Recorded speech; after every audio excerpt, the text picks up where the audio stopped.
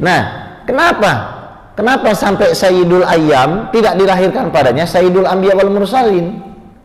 Tuan para nabi kan harusnya lahirnya di tuan para hari. Tapi kenapa yang lahir di tuan para hari ini Nabi Adam? Ini guru saya Maulana Syekh Yusri Rusdi Jabar Al-Hasani menjelaskan makna innallaha wa malaikatahu yusalluna 'alan nabi ya ayyuhalladzina amanu sallu 'alaihi wa sallimu taslima. Allah bersolawat kepada Rasul, artinya Allah menciptakan Nabi Muhammad sallallahu alaihi wasallam. Allah mengeluarkan Nabi Muhammad dari ketiadaan kepada keberadaan, dari non-existence kepada existence, dari ketidakeksistensian kepada eksistensi. Itu maknanya sholawatnya Allah kepada Nabi Muhammad. Kita lihat Ahad itu angka 1. Ahad itu artinya Allah, dan Ahad itu adalah hari Minggu. Setelah Ahad ada angka 2, yaitu Itsnain. Dalam bahasa Arab Itsnain itu adalah hari Senin. Fawurida yaumal Itsnain ba'dal Ahad. Makanya dilahirkan Nabi Muhammad hari Senin. Bukan sebuah kebetulan, karena tidak boleh ada cinta setelah cinta kepada Allah melainkan cinta kepada Nabi Muhammad. Sallu ala Nabi Muhammad. Nah, kita lanjutkan. Itu seluruh mata memandang kepada Nabi Muhammad, mencari Nabi Muhammad. Kita akan ngejar-ngejar Nabi Adam. Kata Nabi Adam, saya pernah bikin salah. Saya pernah bikin salah sama Allah. Saya nggak pantas. Datang kita ke Nabi Nuh. Semua itu datang ke Nabi Nuh alaihissalam. Nabi Nuh tolongin kami. Saya juga nggak bisa. Saya pernah minta sesuatu yang nggak pantas. Saya minta Allah menyelamatkan anak saya.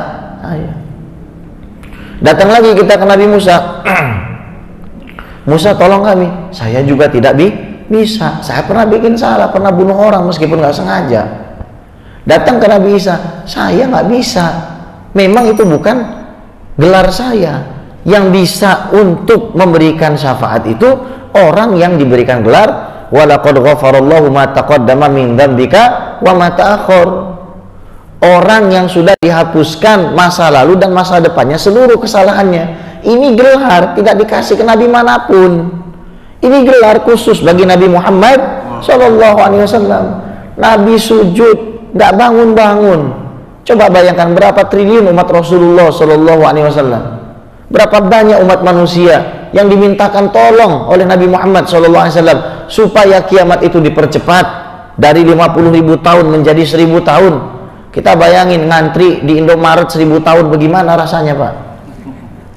Mending kalau kita dalam keadaan enak, dalam keadaan nikmat. Dalam keadaan susah, ada orang yang terbenam keringatnya sampai ke mulutnya sendiri saking banyak dosanya. Dalam keadaan tidak berbusana, apa yang kita banggakan sekarang?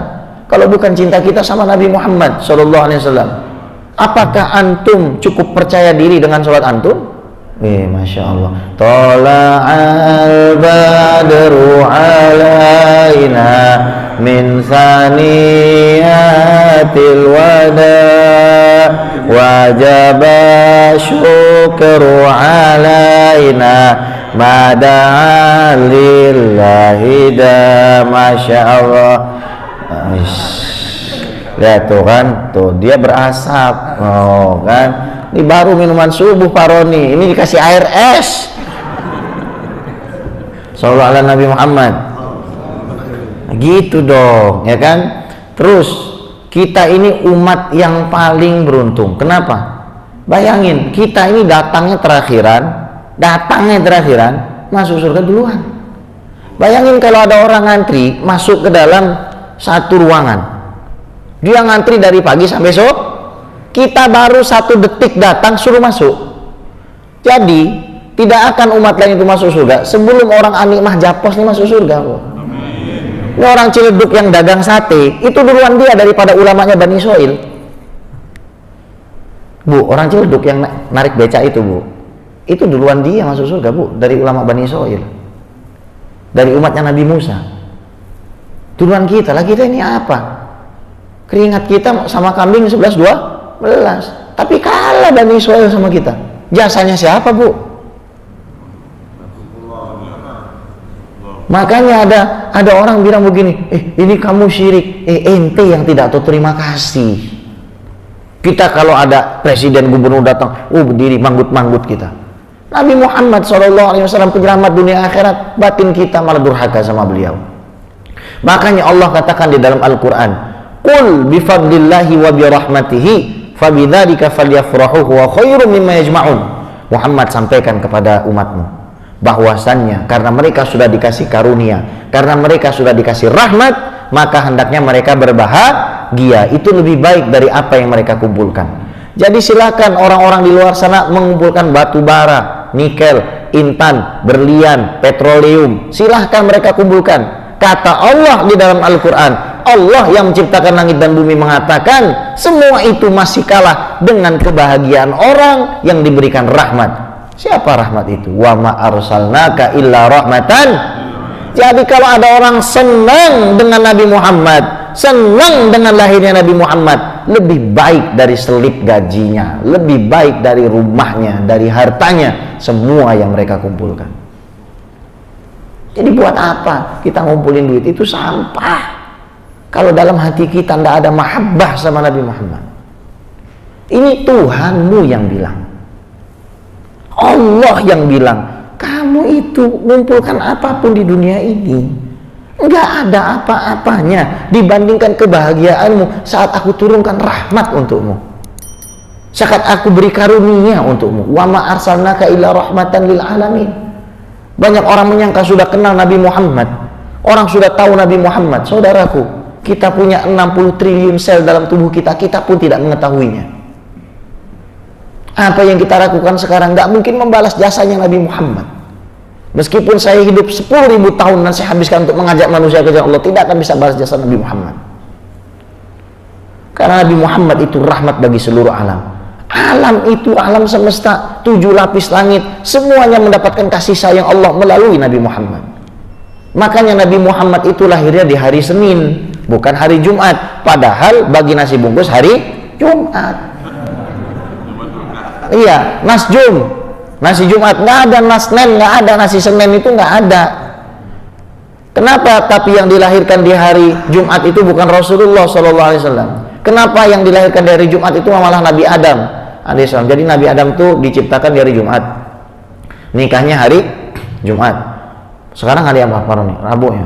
Nah, Selasa ya? Wah, berarti 3 hari lagi nikah kita Pak Roni. Ya, yang ketawanya paling besar saya aminkan lah ya, amin.